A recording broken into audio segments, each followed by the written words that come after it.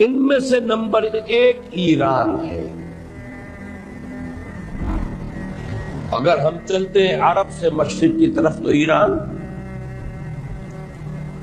ایک اعتبار سے یہ بازی لے گیا ہے پورے عالم اسلام پر۔ پورے عالم اسلام میں یہ واحد مسلمان ملک ہے جس نے بہرحال اپنی شریعت اپنے عقائد کے مطابق ایک مذہبی انقلاب برپا کیا،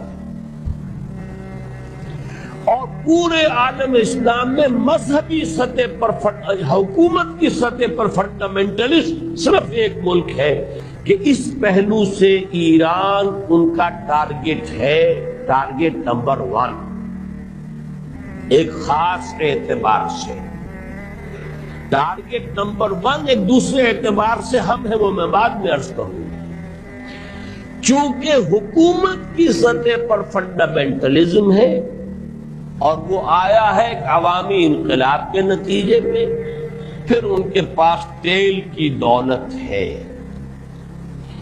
اس کے خلاف اکنامک سینکشنز بھی ہو جائیں تو اگر لیبیا کھڑا ہو سکتا ہے تو بہرحال وہ بھی کھڑا ہو سکتا ہے،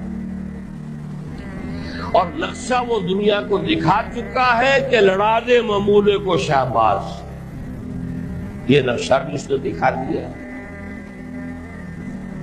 یہ ہے ایران کا معاملہ۔ نمبر 2 پاکستان۔ پاکستان 400 برس کی تجدیدی مساعی کا امین، امانت دار۔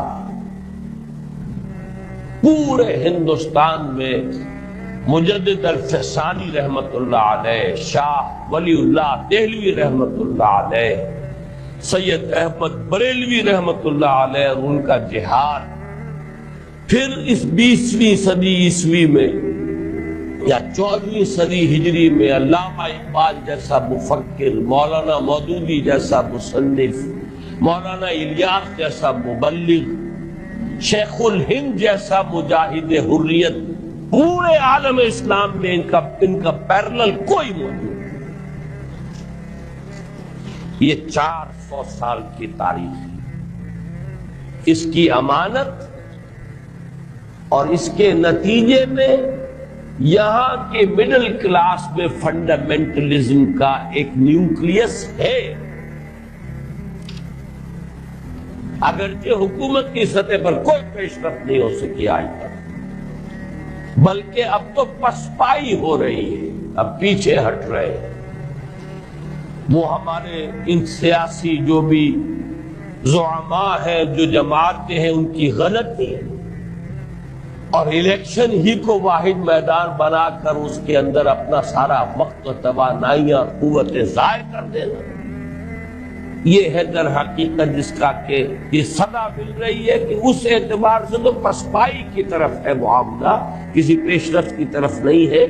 لیکن باہر والے تو دیکھتے ہیں نا کہ اندر کیا کچھ مواد موجود ہے۔ اگر مڈل کلاس میں وہ فنڈامنٹلزم کا بارود موجود ہے تو کسی بھی وقت اس کے اندر جو ہے وہ کوئی دھماکہ ہو سکتا ہے۔